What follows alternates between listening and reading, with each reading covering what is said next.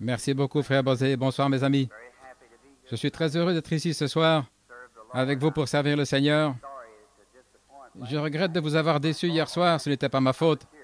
J'étais ici, mais un petit quelque chose s'est produit qui a fait que les gens, quelque chose à rapport avec leurs églises, si bien que si je prêchais là-bas, tout le monde, si je prêchais ici, alors ils ne me permettraient pas de prêcher là-bas. Donc j'aimerais au moins tenir parole. Et j'avais donc promis de venir ici, c'est pourquoi je suis venu. Et je suis heureux d'être ici. Et je prie Dieu de nous aider maintenant et de nous accorder 2 excellentes soirées de réunion pendant que nous sommes ici. Et je suis juste un peu fatigué. Nous revenons d'une série de réunions en Floride. Je pense que c'est notre 6e semaine. Nous avons tenu des réunions sans interruption, c'est pourquoi je suis très fatigué.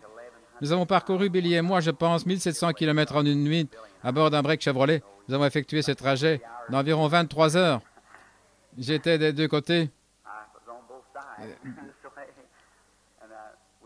De toute façon, nous avons passé un bon moment à le faire. Nous sommes rentrés directement à la maison et ensuite nous sommes venus directement ici. Hier soir, j'étais très fatigué. Nous sommes rentrés un peu tard. J'étais ici vers 7 heures et nous sommes venus à la réunion. Et j'ai alors appris que quelque chose avait mal tourné dans certaines dénominations et tout. Moi, je suis interdénominationnel.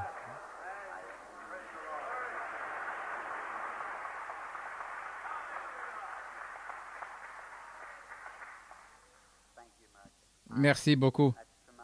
Je le dis du fond de mon cœur. Si nous sommes de l'Église interdénominationnelle, nous devons le rester. C'est pour toutes les dénominations, peu importe ce qu'elles sont. On ne peut pas être interdénominationnel et n'être que pour telle ou telle Église. C'est pour tout le monde. Et je crois dans la paternité de Dieu et dans la fraternité des hommes. Et je crois que nous sommes tous des frères et c'est ce que nous devrions être. Et Dieu a ses enfants. Ils sont tous, peut-être que certains d'entre eux sont un peu étranges selon notre croyance ou votre croyance ou la mienne. Mais Dieu accepte ses enfants. C'est pourquoi nous devons les accepter comme nos frères et sœurs, n'est-ce pas? C'est juste. Pour cette église-ci, l'église de Philadelphie, merci, frère Bosé. Quand j'étais en Suède, de toute ma vie, je ne pouvais connaître un meilleur traitement que celui qui m'a été réservé en Suède par les Suédois. Ils ont été très aimables et très gentils envers moi. Et partout où j'ai été, j'ai toujours été bien traité, chez tous les différents peuples. Ainsi, moi, je n'ai donc point de dénomination. Je dis que je suis dans la famille Branham. Voici maintenant plus de 40 ans, et ils ne m'ont jamais demandé d'adhérer à leur famille. Simplement, je suis né à Branham. Et je pense qu'il y en a de même des chrétiens, ne pensez-vous pas? Nous sommes simplement nés des chrétiens. Je n'ai rien contre les églises dénominationnelles.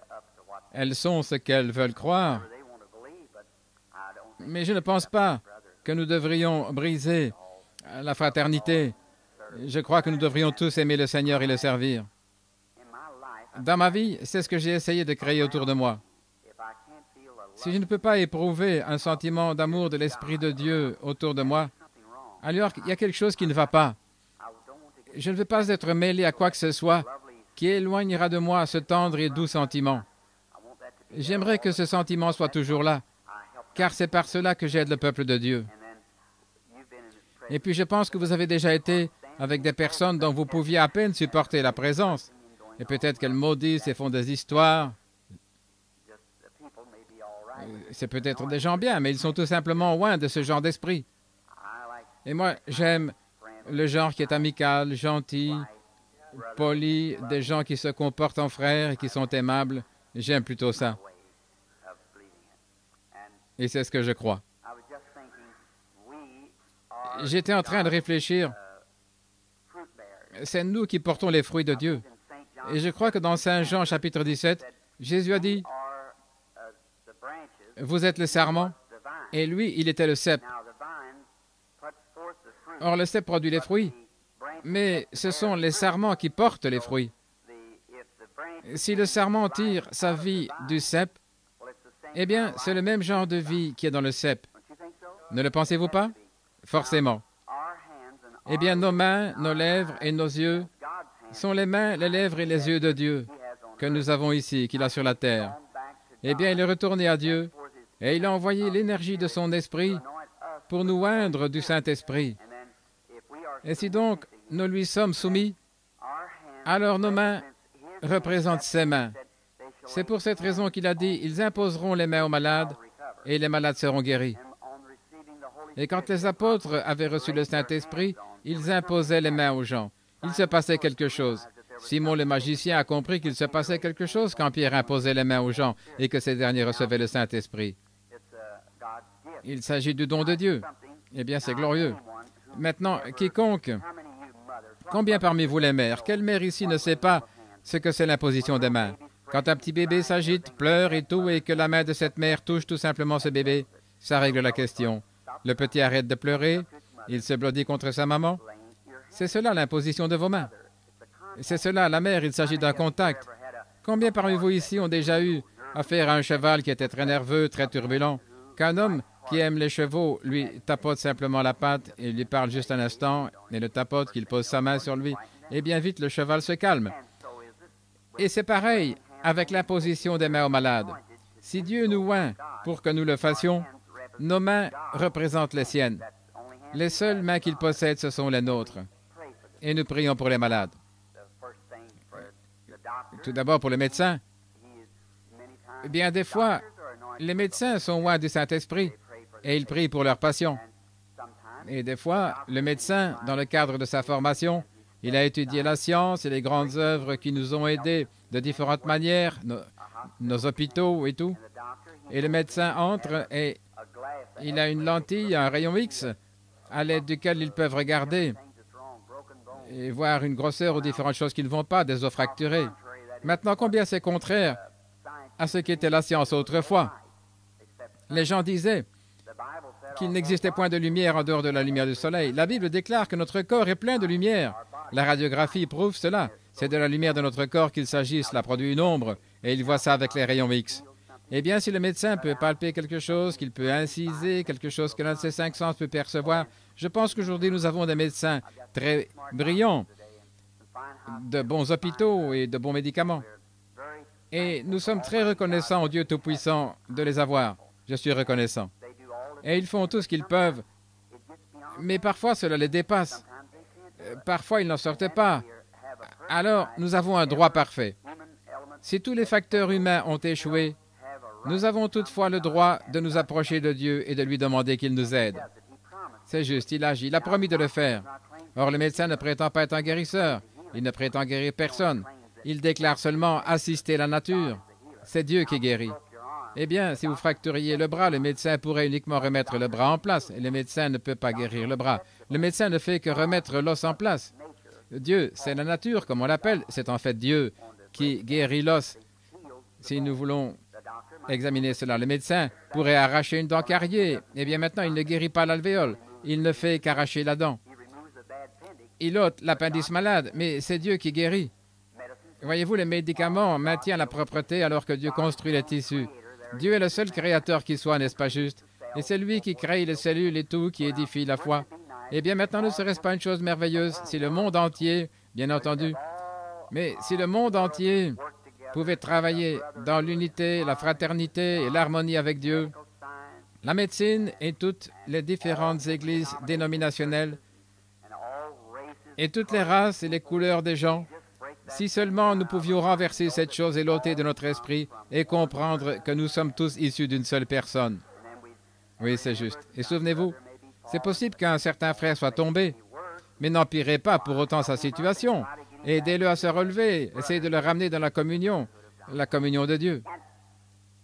C'est cela, mes amis chrétiens. Ma vision de ce dont le monde a besoin aujourd'hui, c'est de retourner à Dieu.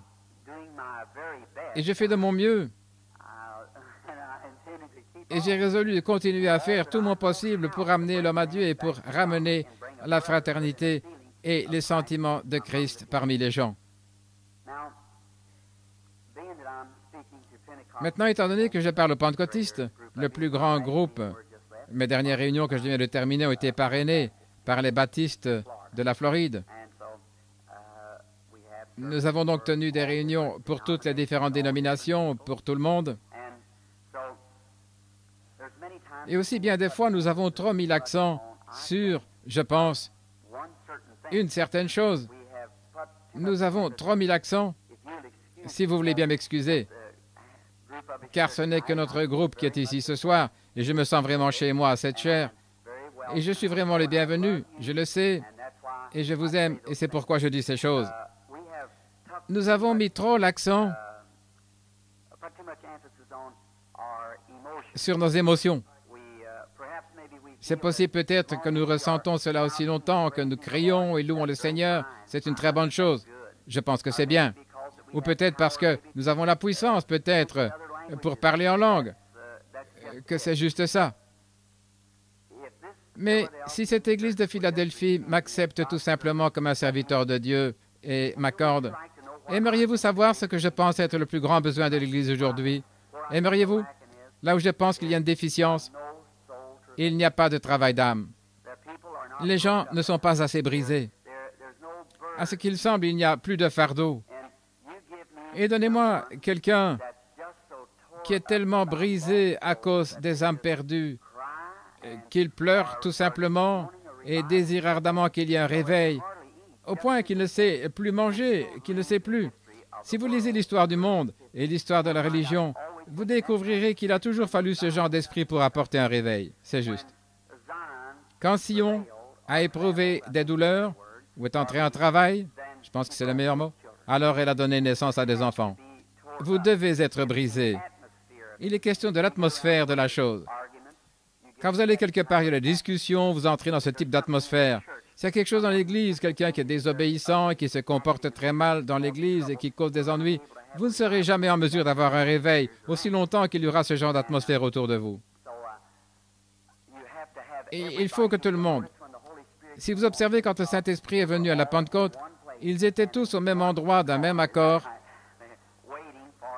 attendant une promesse. Et quand on a une telle attitude, frère Bosé, alors le réveil viendra, c'est juste.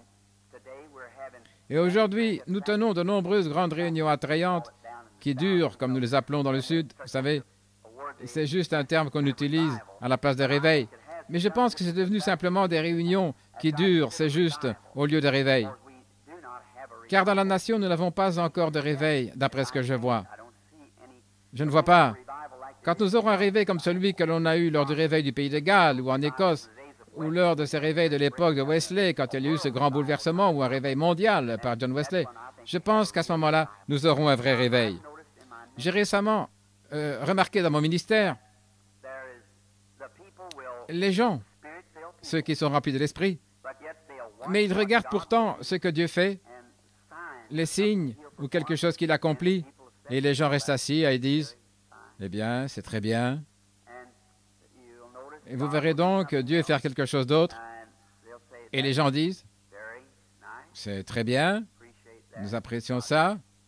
Dieu, un homme de bien. » C'est comme pour dire, « Eh bien, c'était ton devoir, ô Dieu. Tu as simplement fait ce qui est ton devoir. » Mais s'il y avait réellement un réveil dans l'air, quand l'une de ces choses se produit, chaque âme la saisirait rapidement et ce serait, oh là là, ça n'aurait pas de fin, ça irait simplement d'une personne à l'autre, d'une personne à l'autre, ça continuerait à avancer.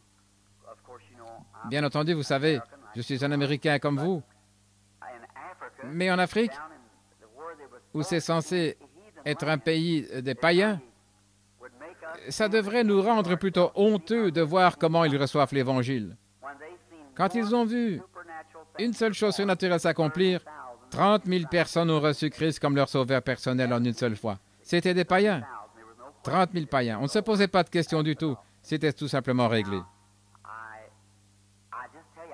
Et maintenant, je vous assure, je pense que notre peuple s'est trop appuyé sur l'instruction, la théologie et tout, et a laissé ces choses prendre la place de l'esprit. Permettez-moi de vous dire ceci en passant. Je pense qu'il s'agit d'Ézéchiel chapitre 9. J'en suis vraiment certain, je peux me tromper. Je sais que je suis tout à fait sûr. Il s'agit d'Ézéchiel 9. Quand le Saint-Esprit a quitté, d'abord il y eut l'homme qui sortit de derrière les portes avec les instruments de destruction pour détruire, bien entendu, l'application correcte dans les Écritures. C'était juste avant la destruction de Jérusalem. Et un homme en robe blanche et portant un écritoire à la ceinture s'était avancé. Et il reçut de Dieu la commission de parcourir la ville. Maintenant, écoutez ceci. Et de faire une marque sur le front, le scellement du Saint-Esprit, une marque sur le front de chaque homme ou chaque femme qui soupirait, gémissait à cause des abominations qui se commettaient dans la ville. J'aimerais juste vous poser une question. S'il parcourait Chicago ce soir, dans combien de maisons trouverait-il ce soir ce genre de foyer-là, avec des gens étendus là, sanglotant pour qu'il y ait un réveil? Des gens qui sont dans un tel travail d'âme, qui ne sont plus en mesure de supporter, ils ne savent tout simplement quoi faire. Je me demande combien de gens il marquerait ce soir à Chicago, dans cette ville de près de 5 millions d'habitants. Qui marquerait-il? J'imagine, on pourrait compter sur le bout des doigts, ne le pensez-vous pas? Des gens qui ont un tel fardeau. Et pourtant, c'était exactement, il ne devait marquer personne d'autre que cette catégorie de gens-là. Voyez-vous ce que je veux dire? Nous devons mûrir dans la présence de Dieu. Maintenant que le Seigneur vous bénisse, j'aimerais lire une portion de sa parole ici. Ma parole est juste comme celle de n'importe quelle autre. Elle peut faillir, mais sa parole ne peut pas faillir.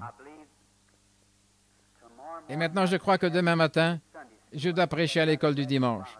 Je pense que c'est ça, à 11 heures, demain à 11 heures. Et puis je me demande...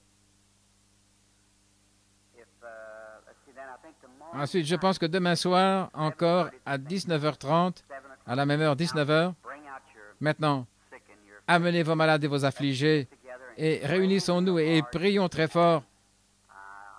Et je sais que Dieu va faire quelque chose pour nous. Et maintenant, je pense que c'est à ce que je sache maintenant, ce sont mes dernières réunions avant d'aller outre-mer. C'est pourquoi je sollicite certainement vos prières, vous, chers et merveilleux peuple de Chicago, que vous priez pour moi. J'en aurai vraiment besoin, comme plus que jamais auparavant. Et je crois que Dieu va faire de grandes choses pour nous outre-mer. Je suis sûr qu'il va le faire. Vous ne savez pas le bien qu'on ressent quand on se tient là et qu'on sait que l'on est défié en face par des oppositions. Mais au fond de mon cœur, je me dis, eh bien, bon, tant de gens avaient assisté aux réunions de Chicago, beaucoup d'entre eux avaient dit, certains d'entre eux sont en train de prier maintenant. Il y a forcément des gens là à Chicago qui sont en train de prier. Il y en a en train de prier à Miami, à Palm Beach. Il y en a quelques-uns ici en train de pleurer. Et quand je les considère tous dans l'ensemble, je suis alors sûr que je suis vraiment environné de prières. Cela vous rend très, très fort, je vous le dis. Vous direz en quelque sorte, maintenant Satan, regarde ici, je suis vraiment environné de prières. Je sais où on se tient. Vous êtes-vous déjà imaginé qu'à l'intérieur de notre corps, il y a un autre homme? Savez-vous ça? Qu'il y a un autre homme à l'intérieur de notre corps? Et c'est un homme esprit. Y avez-vous déjà pensé, frère Ryan? Oui, et que celui ici, dedans, l'homme intérieur, maintenant, cet homme intérieur, s'il vient de Dieu, c'est l'Esprit de Dieu, est-ce juste? Qui est à l'intérieur de notre être. Or, mon doigt ne pourrait pas bouger sans que quelque chose se fasse bouger. Il est actionné par une intelligence ici, car la pensée d'une façon subconsciente. Peut-être l'idée me viendrait, je ne suis pas obligé de penser à cela, ça semble tout simplement. Et c'est là-dessus que repose la foi. Maintenant, à vous qui êtes très malade, j'aimerais que vous saisissiez ceci avant que je lise les Écritures. Maintenant, depuis hier soir, je me suis plutôt détendu un peu et j'aimerais vous expliquer cela. Il y a une conscience et un subconscient. C'est juste comme si nous allions outre-mer par bateau et il y a un homme qui se tient juste ici, c'est lui qui donne les ordres. Cet homme descend ici en bas dans le bateau pour conduire celui-ci. Eh bien, il ne voit pas où il va, mais il reçoit tout simplement les ordres qui viennent d'en haut. Eh bien, maintenant, il dit, tourne à gauche ou à droite, ou mets plus de gaz, quoi que ce soit. Il obéit aux ordres. Et tout au-dedans, dans notre cœur, il y a le subconscient. Et il reçoit des ordres venant d'en haut. Vous m'avez entendu souvent à l'estrade. J'étais simplement en train d'écouter une bande d'une réunion à Owensboro l'autre jour au sujet d'une personne qui était estropiée et qui a été guérie. Et comment cela parlait, comment le Saint-Esprit parlait.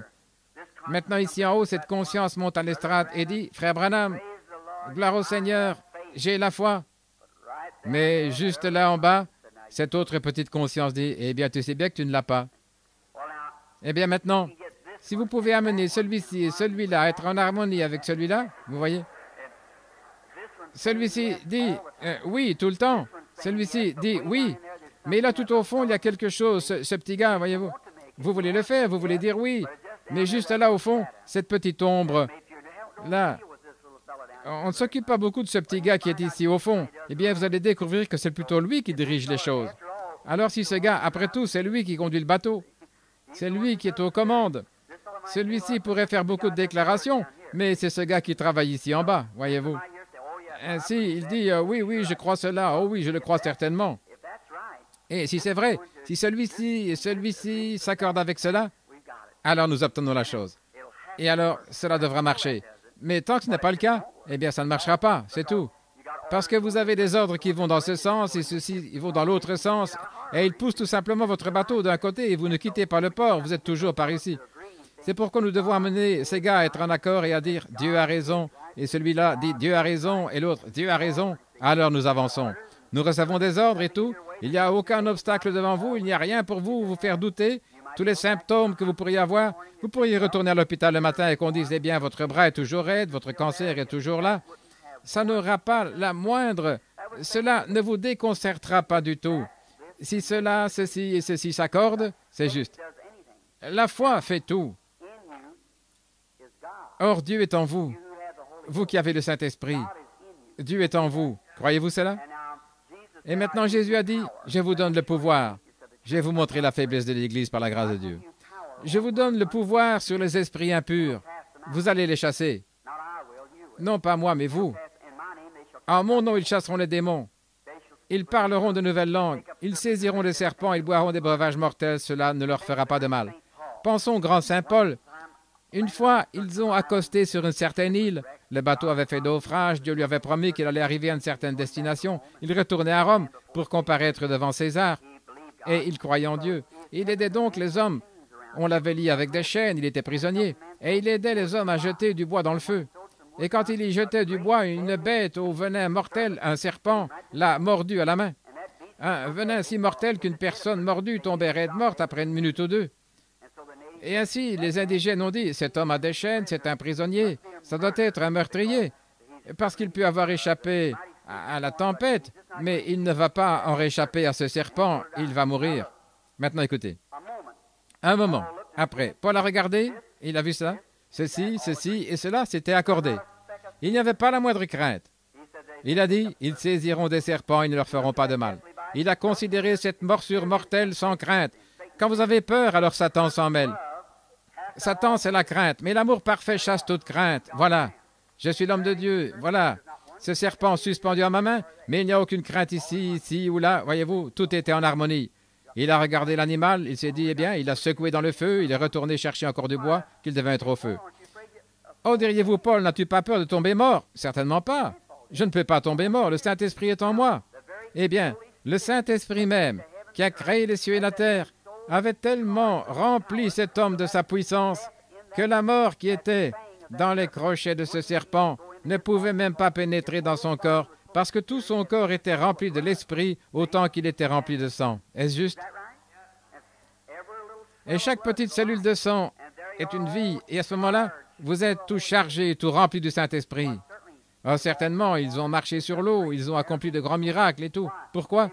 Ils étaient parfaitement en harmonie avec Dieu, cette première Église. Et mon ami chrétien, à moins que nous puissions entrer là-dedans. Maintenant, nous ne pouvons pas nous disputer, nous quereller et nous chamailler avec des dénominations et parvenir à cela. Les dénominations ne nous amèneront nulle part. Il est question de l'amour parfait et de la confiance totale en Dieu. Et c'est ça qui produit cela. On peut crier, on peut parler en langue, on peut être de grands docteurs en théologie, on peut avoir sur soi des titres de docteur en théologie, mais cela ne marchera jamais jusqu'à ce que ça, ceci et ceci soient en harmonie. C'est comme cette lumière. Si vous détachez un fil, qu'il s'agisse du négatif ou du positif, ça ne marchera certainement pas. C'est tout. Vous devez avoir le fil de terre. Ça doit être bien mis à la masse. Cela doit avoir le type correct de fil et tout, et cela conduira le courant. C'est tout ce qu'il faut.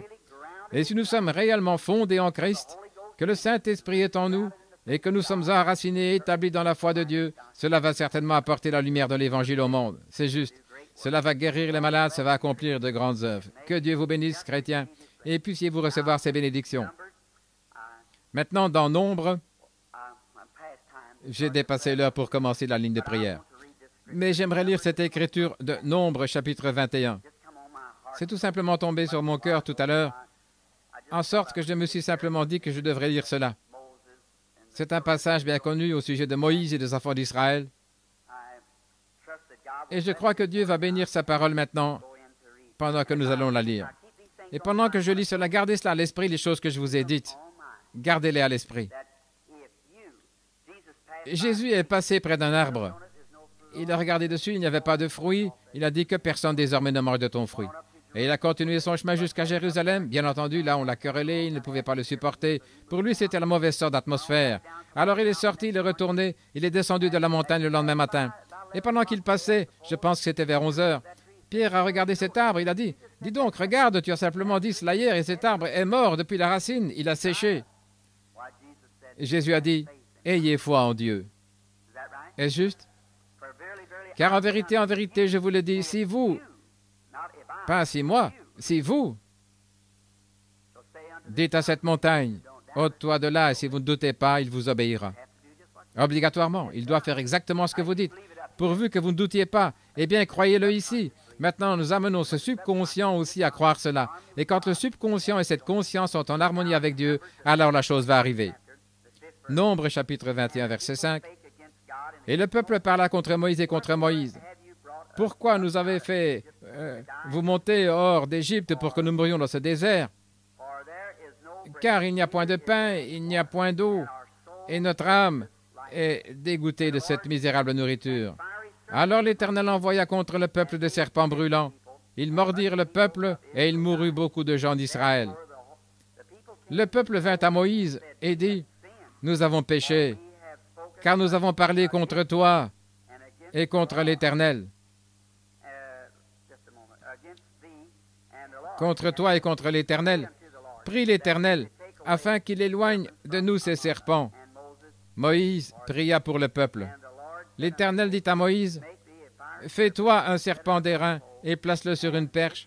Quiconque aura été mordu et le regardera, conservera la vie. » Moïse fit un serpent d'airain et le plaça sur une perche, et quiconque avait été mordu par un serpent et regardait le serpent d'airain, il conservait la vie. Les enfants d'Israël partirent et ils campèrent à Oboth. Ma Bible est tellement soulignée au crayon et tout là que j'ai sauté mon passage pendant que je le cherchais. Je suis désolé. Mais que le Seigneur ajoute la bénédiction maintenant à sa parole. Quand il y a des ennuis, Dieu est toujours le Dieu qui satisfait aux besoins quand il y a un besoin chez son peuple. Vous savez cela. Et Dieu avait promis de pourvoir à leurs besoins. Eh bien, quand les gens... Et pourtant, ils avaient mal agi. Ils avaient péché, ils avaient fait des choses qui étaient mal. Cependant, quand ils eurent besoin de guérison, Dieu a fait une expiation pour la guérison. Quand il n'y avait même pas encore d'expiation, Dieu y a pourvu. Devant chaque difficulté, Dieu fait une échappatoire. Il le fera, si seulement vous avez la foi et que vous croyez en lui. Bien entendu, ils étaient loin là-bas. Peut-être que Moïse était un médecin. Il avait été enseigné dans toute la sagesse des Égyptiens et peut-être qu'il connaissait beaucoup de remèdes contre les morsures des serpents. Mais cette fois-ci, les remèdes qu'il avait, la sagesse des Égyptiens n'ont pas agi. La raison en était, le peuple s'était disputé avec Moïse et il disait, « Pourquoi nous as-tu amenés dans ce désert? » Il se plaignait constamment et cela a engendré le péché. Et le péché est la cause directe ou indirecte de la maladie. Avant qu'il y ait le péché, nous n'avions pas de maladie. Donc, pour commencer, la maladie est un attribut du péché. Peut-être qu'il ne s'agit pas de ce que vous avez fait, mais de ce que vous avez hérité, car Dieu a promis que cela irait même jusqu'à la 3e et à la 4e génération, qu'il punirait la désobéissance des parents par la maladie. Et parfois, il y a un bon médecin. Si vous allez chez un médecin, et que ce soit un bon médecin, vous direz, « Docteur, j'ai mal à la tête. » Eh bien, s'il se soucie de son patient, il ne dira pas, « Oh bien, prenez une aspirine et rentrez à la maison. » Il ne fera pas ça. D'abord, il va faire un diagnostic du cas jusqu'à ce qu'il trouve ce qui est juste la cause. s'il y a quelque chose qui provoque ce mal de tête. Peut-être qu'une aspirine va l'arrêter, je ne sais pas. Mais si c'est un bon médecin, il ne va pas se débarrasser de vous comme ça. Il le fera du mieux qu'il peut. Et s'il disait, eh bien, peut-être que vous avez l'appendicite, nous allons simplement vous opérer. Eh bien, s'il ne fait pas le diagnostic du cas, ce serait tout de même contraire à l'éthique. Voyez-vous, il doit d'abord trouver la cause. Et maintenant, c'est ainsi avec Dieu dans ces réunions. Et la raison pour laquelle j'y vais lentement avec les malades, c'est d'abord parce qu'il y a ce qui a causé cette maladie. Et avant qu'on puisse se débarrasser de la maladie, si le médecin ne peut rien faire pour vous, alors vous devez chercher la cause, la raison de cela. Eh bien, des fois, et vous qui assistez aux réunions, vous comprenez pour quelle raison le Saint-Esprit révèle aux gens le péché caché et tout ce qu'ils ont commis il y a de nombreuses années, ou peut-être quelque chose qu'ils n'auraient pas dû faire, ou quelque chose qu'ils auraient dû faire et qu'ils n'ont pas fait, et observez ça à l'estrade. Maintenant, c'est Dieu qui envoie son Esprit pour révéler les secrets des cœurs aux gens. Quand Jésus-Christ était ici, c'était son ministère.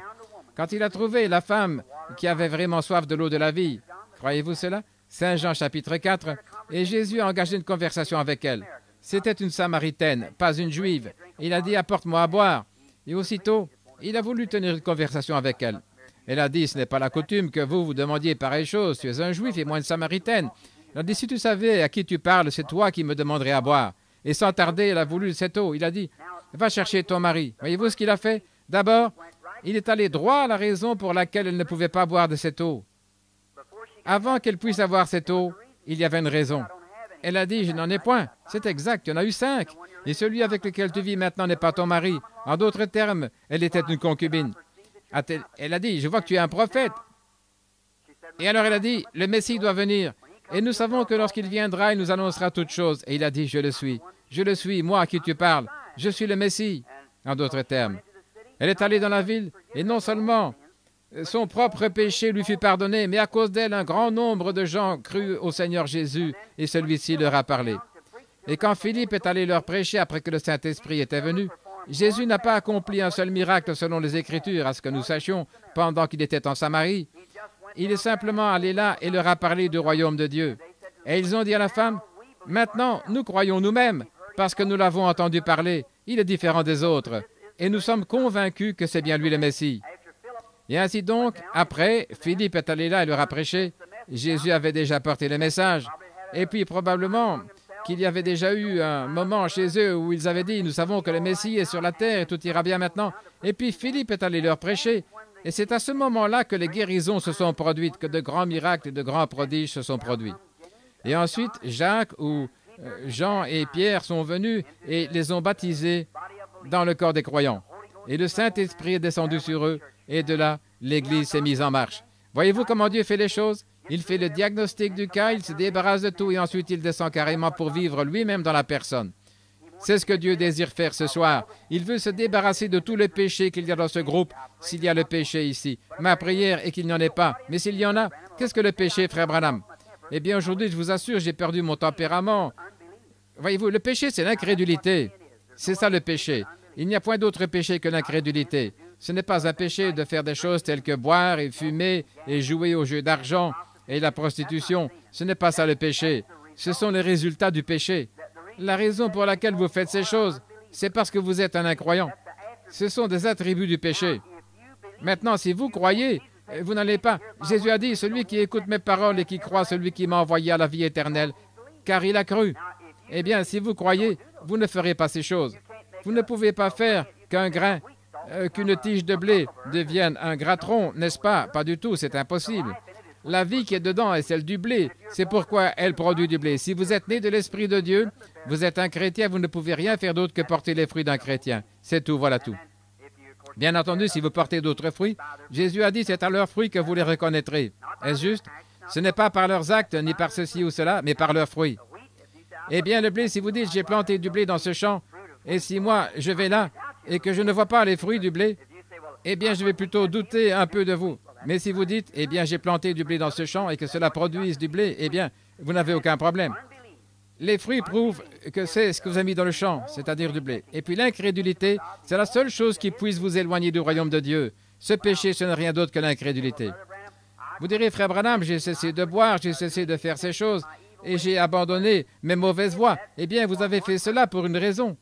La seule chose qui vous a fait faire cela, c'est parce que vous êtes devenu un croyant, voyez-vous. Vous pourriez dire, eh bien, je ne suis pas un croyant, mais j'ai simplement cessé de faire cela. Alors, vous n'êtes pas un chrétien.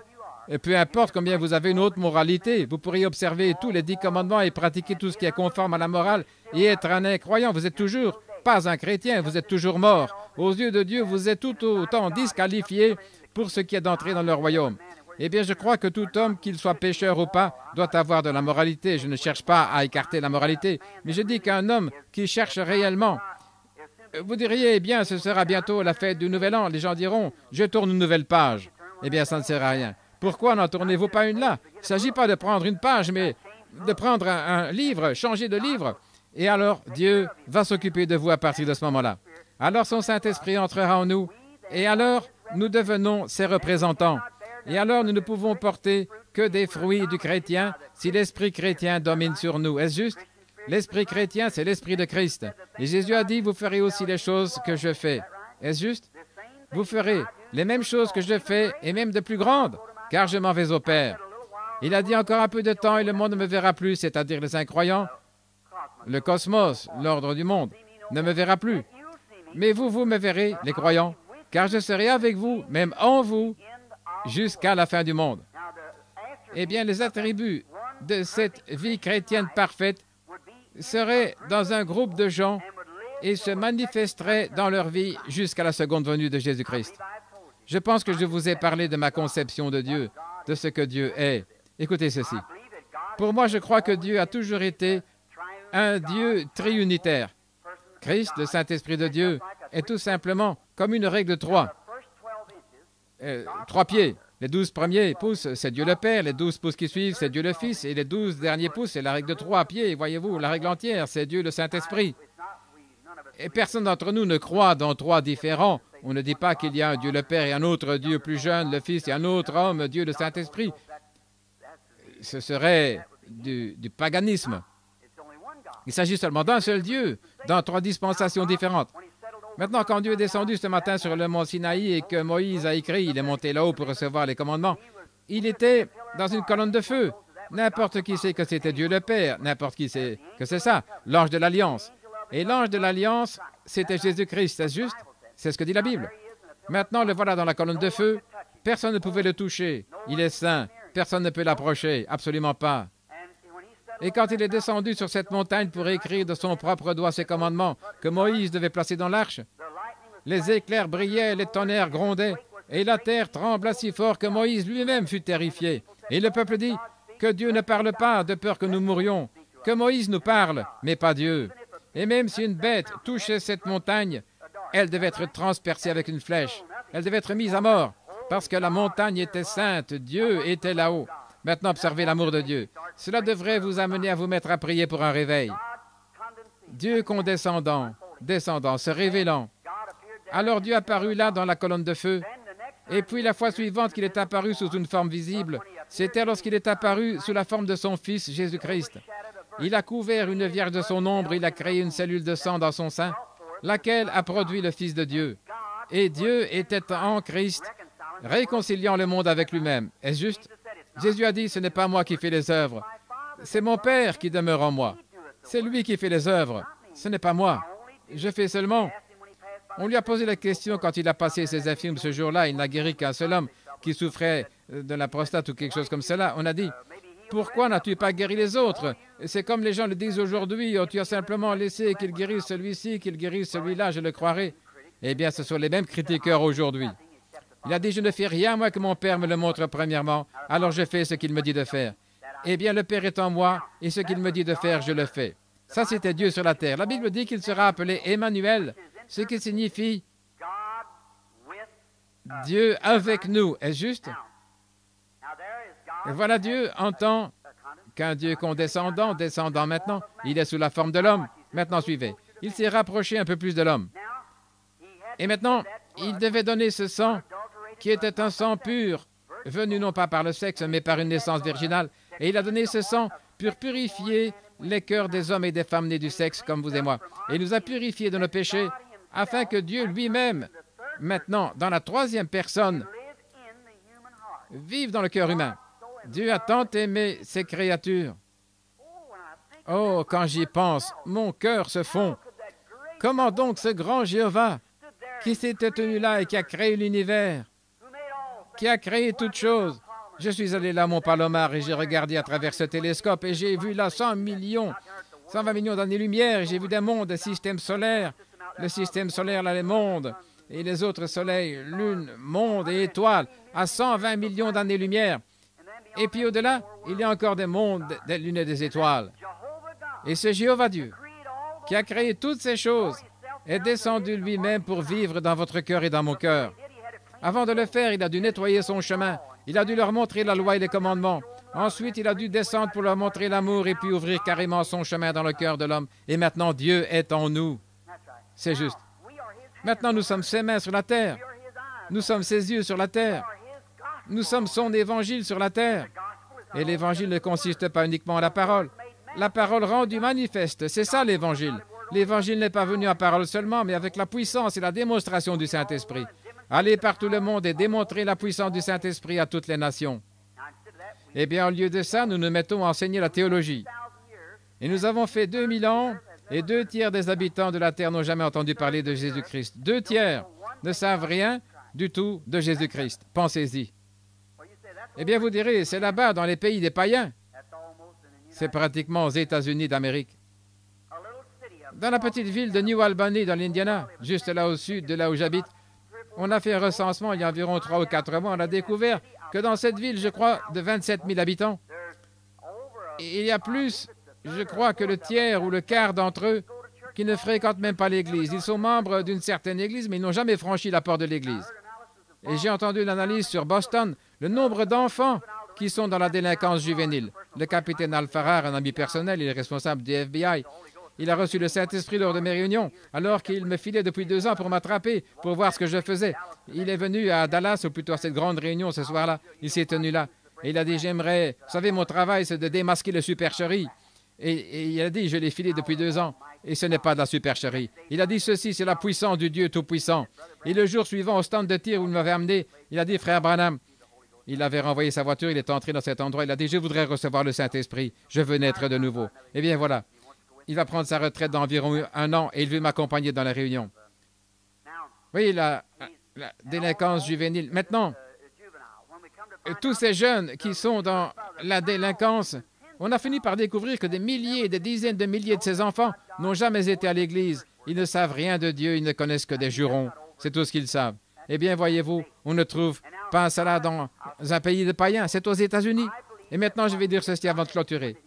Je crois que si Dieu leur a donné la clé passe-partout autrefois au commencement, quand il leur a donné la puissance, il a dit, allez démontrer cette puissance dans le monde entier. Je serai avec vous. Cette première église, oh là là, qu'est-ce qu'elle a mis le monde en pièces? C'est les chrétiens. Le monde fut pratiquement christianisé en une seule décennie, une seule génération de disciples. Ensuite, ils ont laissé ça et la génération suivante a commencé à s'organiser. Et à la 3e génération, à l'époque des âges sombres, c'est alors que l'Église catholique s'est constituée. Et puis à partir de là, ils ont commencé avec la théologie. Martin Luther, John Wesley, Calvin, Knox et tous sont apparus. Et la chose entière était uniquement basée sur la théologie. C'est juste. Et ils n'ont pas réussi à retourner là. La chose même que Dieu leur avait défendue, ils le font au nom de Jésus-Christ. Il n'est pas question d'instruire le monde, mais de prêcher l'Évangile et de démontrer la puissance de Dieu. Et aujourd'hui, dans nos églises, commencez seulement cela dans l'église et voyez ce qui arrive. Mais on vous montre. La porte, voyez-vous, et la clé passe partout. C'est la chose qu'ils ont laissée de côté, la pierre angulaire. Quand là, autrefois, les bâtisseurs ont commencé à construire le bâtiment, les pierres étaient taillées dans le monde entier. Eh bien, vous allez comprendre pourquoi je suis interdénominationnel. Voyez, les francs-maçons qui étaient ici et les autres, ceux qui connaissaient l'ordre, on taillait les pierres, on les transportait jusqu'à Jopé et ainsi de suite, et les chars à bœufs, les faisaient descendre. Les hauts cèdres du Liban, on les taillait et tout, on les faisait descendre. Et quand tout était entassé en dehors de Jérusalem, pendant 40 ans, on n'entendait pas un seul crissement de scie ni de coups de marteau. Eh bien, voici venir une pierre taillée comme ceci et une pierre autrement. Et ils découvraient que chaque pierre s'ajustait parfaitement à sa place. C'est ce que je pense de ceux qui croient en Dieu. Chacun de nous a une place dans ce bâtiment. Nous ne sommes peut-être pas comme l'autre, mais nous avons une place à occuper ici. Chaque chrétien est de nouveau. Eh bien, les bâtisseurs, pendant qu'ils commençaient à avancer, ils sont tombés sur une pierre ayant une forme bizarre. Ils ont dit, nous ne pouvons pas utiliser ça. Cette pierre ne sert à rien, c'est une pierre bizarre. Et ils l'ont jetée quelque part dans un tas de mauvaises herbes et ils ont continué et progressé dans la construction du bâtiment. Et finalement, ils se sont rendus compte, quand ils sont arrivés à un certain niveau, ils ne pouvaient pas aller plus loin. Ils se sont arrêtés, ils ne pouvaient pas aller plus loin. Et que la pierre même qu'ils avaient rejetée était la principale de l'angle. C'est là qu'on en est aujourd'hui, frères, sœurs. Nous avons adopté la théologie, nous avons adopté l'instruction. L'instruction, c'est une bonne chose, mais c'est le plus grand obstacle que l'Évangile ait jamais eu, l'instruction. Eh bien, je ne dis pas ça parce que je veux que vous soyez illettrés ou quelque chose comme ça. Vous ne devriez pas être illettrés. Mes frères, les gens ont tout basé sur l'instruction, sur la théologie, et voyez ce qu'ils ont fait. Ils ne sont pas en mesure de fournir une seule évidence de la résurrection de Jésus-Christ. Ils ne sont pas différents des Mahométans. Les Mahométans vous font face et ils vous défient. Il n'y a pas longtemps, le docteur Reedhead, de la mission soudanaise qui a reçu le baptême du Saint-Esprit, un homme merveilleux, il était chez moi. Il a dit, frère Branham, il a des diplômes et des diplômes et des diplômes. Il disait, mais les docteurs ont-ils été dans l'erreur? J'étais là, je les ai vus jeter les meubles et ainsi de suite, tout ça dans les réunions, ce qu'on appelle les saints exaltés et tout. Il a dit, mais ce que j'ai de me dire, c'est ceci, malgré tout ce que j'ai vu et tous les diplômes que j'ai, mon cœur a soif de Dieu. Vous dites, voilà, quelqu'un qui est au plus haut niveau du fondamentalisme. Maintenant, mon cœur a soif de Dieu. Il a dit, recevoir le Saint-Esprit, après que vous avez cru, cela existe-t-il? C'est juste, voyez-vous. Et considérez Bouddha. Bouddha est mort il y a 2300 ans, le grand leader religieux de la Chine. Et quand il est mort, voici ce qu'il a dit avant de mourir. Il arrivera avant la fin du monde que le Dieu d'amour, eh bien ça c'est un Dieu de dictature, vous savez. Le Dieu d'amour enverra ses serviteurs, ses prophètes ici sur la terre, et ils viendront d'une manière telle qu'ils ne laisseront pas de traces derrière eux. C'est par avion, quand ils seraient, voyez. Ils avaient assez de jugeotes, mais là ils avaient l'apparence de la piété et reniaient la chose. Voyez-vous, ce n'est que le sang de Jésus-Christ qui compte. Et ce Mahométan se tenait et s'adressait au docteur Reedhead. Ce dernier a dit, « Pourquoi ne rejetez-vous pas votre prophète mort, Mahomet, pour recevoir le Seigneur Jésus-Christ ressuscité que nous avons ?» Et ce Mahométan, qui était intelligent et astucieux, il a dit, « Gentil monsieur, qu'est-ce que votre Seigneur Jésus ressuscité ferait de plus pour moi que ce que fait mon prophète mort ?» Il a dit, « Eh bien, vous voyez, nous avons la consolation. » Il a dit, « Nous aussi. » Il a dit, « Nous avons la joie et le bonheur. » Nous aussi. Qu'est-ce qui vous donne la joie et le bonheur? Eh bien, il va revenir. Notre prophète aussi. Il a dit, votre prophète Jésus, il vous a promis la vie après la mort. Notre prophète Mahomet nous a promis la même chose, la vie après la mort. C'est pourquoi nous sommes heureux. Il a dit, produisez tout simplement une seule chose que votre Seigneur Jésus, que je ne peux pas produire maintenant avec mon prophète mort. Montrez-moi une seule chose que vous avez que nous n'avons pas. C'est pourquoi ne venez pas me prêcher ça. Et cet homme a raison. Il s'est tourné vers le docteur Reedhead, il a dit, « Écoutez, monsieur, vous qui dites que Jésus est ressuscité des morts, quand Jésus est ressuscité des morts, s'il est ressuscité, il a dit, « Vous ferez aussi les œuvres que je fais. » Et il a promis de grands signes aux croyants et à vous, les enseignants. Il a dit, « Que je vous vois tous faire les signes qu'il a promis qu'il ferait, alors je croirai qu'il est ressuscité des morts. » C'est juste, « Oh bien, nous prêchons l'Évangile dans le monde entier. » Il a dit, « Nous aussi. » Il a dit, que je le vois accomplir ces miracles. Laissez-moi vous dire une chose. Vous tous, vous avez eu 2000 ans, et pourtant, nous avons la plus grande religion qui soit. C'est juste. Les Mahométans sont les plus nombreux. Le christianisme occupe la 3e place. L'islam est la plus grande, quant au nombre des adeptes dans le monde. Et il a dit, et 2/3 du monde ne savent rien du tout de votre Seigneur Jésus ressuscité. Que notre Mahomet ressuscite des morts, il a dit, le monde entier le saura. C'est juste. Et le docteur Reedhead a dit qu'il était convaincu. Et il était bel et bien. Et c'est ce qui lui a donné la soif de Dieu. Frères et sœurs, je suis ici pour vous affirmer que le Seigneur Jésus-Christ est ressuscité des morts. Il vit aujourd'hui parmi nous. Et il fait les mêmes choses et produit exactement ce qu'il a dit qu'il ferait. Il est le même Seigneur Jésus ressuscité. S'il le fait, et ce n'est que par sa grâce souveraine, ce n'est pas à cause de moi. Je suis son serviteur comme toute personne assise ici. comme le petit garçon qui est un chrétien ou la petite fille. Tout le monde, peu m'importe de qui il s'agit, ça importe peu. Il n'y a pas de grands personnages ou de petits personnages dans le royaume de Dieu. Nous sommes tous dans le royaume de Dieu par la grâce de Dieu, c'est tout. Il n'y a pas de grands ni de petits. Nous sommes tout simplement tous frères et sœurs. Quelqu'un tient cet office-ci et cet autre cet office-là. Mais je lisais quelque chose et je crois que c'était sur Charles Finney, l'un des plus grands évangélistes de ce jour, un avocat converti. Un vieil homme se mourait de la tuberculose et avant de mourir, il avait mis sa face contre terre et avait pleuré et prié. Et quand il se relevait, il a dit, « Eh bien, j'ai pu faire la prière de la foi pour une certaine ville. Dieu va envoyer un réveil dans cette ville. » Et il s'est limité à environ 30 différentes villes. Et après que cet homme fut mort et parti, Finney a rendu visite à sa veuve et il a pris sa ville et ses réveils se sont produits très exactement comme l'homme l'avait dit. Pourquoi? Parce qu'une âme qui agonisait, une âme dans la présence de Dieu, en toute sincérité, avait fait bien plus pour apporter un réveil que toutes les écoles qu'il y avait au monde. C'est juste. Une seule âme qui avait prié avec instance. Je vous l'assure à chacun de vous, le grand réveil de l'Est, il y a de nombreuses années en Afrique, quand ces Otanto et tous ceux qui étaient là ont eu un réveil, la chose même qui était à la base de cela ne provenait pas du tout de leurs enseignements ni de leurs grandes écoles. C'était venu par un pauvre petit homme de couleur, sans instruction, illettré, là-bas, dans une petite hutte qui était restée sur sa face jour et nuit dans la poussière et qui a prié jusqu'à ce que Dieu envoie un réveil qui a balayé tout l'Est et le Nord de l'Afrique pour faire entrer dans les gens dans le royaume de Dieu. Et quel réveil! Oh là là! Mais qu'est-ce qui les a ruinés? Ensuite, les enseignants sont venus d'Angleterre avec différentes tendances et ils ont commencé à s'établir là et à enseigner la théologie et à s'éloigner de la puissance de Dieu et tout. Et c'est la chose qui a sombré dans le chaos. Et c'est exactement comme ça aux États-Unis. Frères, retournons à Dieu, au Dieu vivant, au ressuscité, à celui qui est amour, à celui qui ne fait exception d'aucune dénomination, exception de personne ou d'une quelconque autre manière, celui qui aime chacune de ses créatures sur terre, qui désire descendre, et il a fait tout son possible pour se frayer un chemin et descendre dans le cœur des hommes. Il a pourvu un moyen comme le serpent d'airain, il a pourvu à Jésus pour satisfaire à tous nos besoins pendant que nous sommes dans ce voyage entre le ciel et la terre. Il a pourvu à Jésus-Christ, il est le sacrifice tout suffisant de Dieu. Tout ce dont vous avez besoin ce soir ne se trouve pas dans votre Église. Ça se trouve en Christ. Voilà, ça ne se trouve pas dans votre instruction, ça ne se trouve pas dans votre théologie, dans votre credo. C'est en Jésus-Christ. Regardez à lui avec une foi simple, humble et pleine d'amour et dites, « Ô Dieu, purifie-moi de tout égoïsme et ôte de moi toutes les impuretés et que je sois entièrement à toi dès ce jour. » Et voyez ce que Dieu fera pour vous.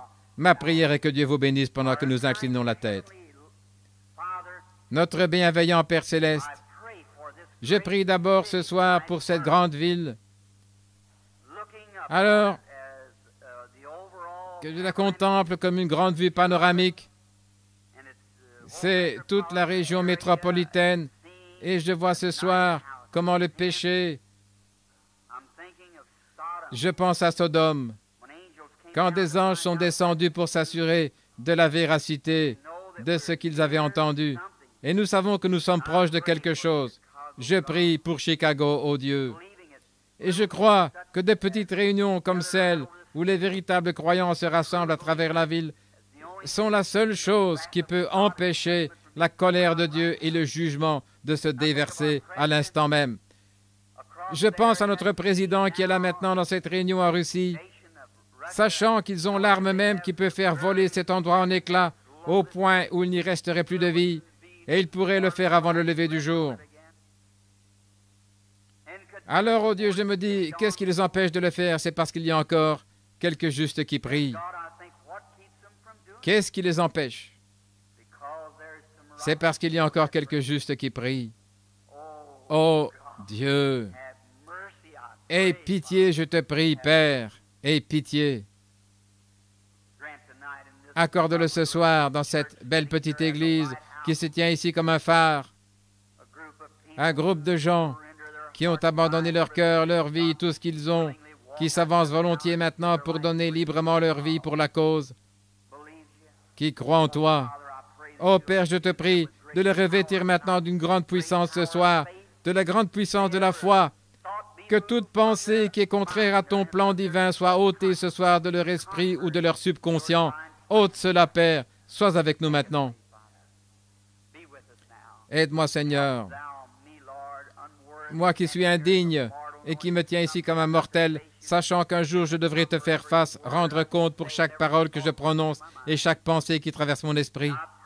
Et je te prie, ô Dieu, de me purifier et de me garder dans ta main, afin que tu me permettes de parler à mon prochain. Je les aime, Seigneur, et je désire les voir tous entrer dans la grande unité de Dieu et être introduits dans le grand millénium qui vient bientôt. Je prie pour chacun d'eux. Et maintenant, bénis ces malades qui sont ici ce soir, Père. Un grand nombre de ceux qui sont assis ici sont malades. Et je sais que tu as dit, quand tu étais ici sur la terre, que les choses que tu faisais, tes croyants les feraient. Et maintenant, puisses-tu l'envoyer ce soir, ô Dieu, et qu'il vienne dans sa puissance et se révèle ici dans cette grande assistance et au cœur de chaque croyant, et qu'il manifeste son être par des miracles et des prodiges, en sorte que lorsque nous quitterons ici ce soir, qu'il n'y ait pas une seule personne ici qui rentre chez elle sans être guérie. Accorde-le, Seigneur. Que leur foi soit à la hauteur de cette situation, et il en sera ainsi, car tu as dit qu'il te soit fait comme tu as cru dans ton cœur. Et je te prie d'accorder cela ce soir, et fais que toute l'atmosphère ici, Seigneur, soit une atmosphère de création, où on est d'une seule âme, d'une seule pensée, d'un même accord, un seul but. Accorde-le, Seigneur. Écoute ma prière. Je te prie de nous accorder cela. Au nom de Jésus-Christ, ton Fils bien-aimé. Amen.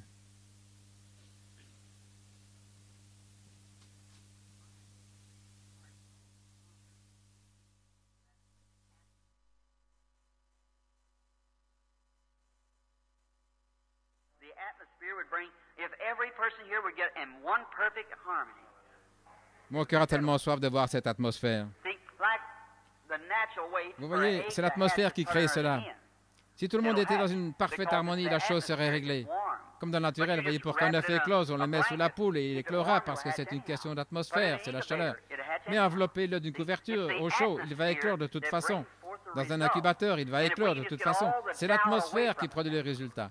Et si seulement nous pouvons ôter de tout doute maintenant, tout écarter du chemin, il y a des gens mourants ici, certains souffrent de troubles cardiaques, et les troubles cardiaques sont une chose pour laquelle nous savons vraiment quoi faire. Alors prions simplement Dieu, et soyons dans comme un accord et disons, Père céleste, eh bien, que cette glorieuse atmosphère s'établisse tout simplement, et que le Saint-Esprit vienne directement et fasse des choses merveilleuses. Puisse-t-il l'accorder? We got some prayer cards. We lined the people up by their prayer cards.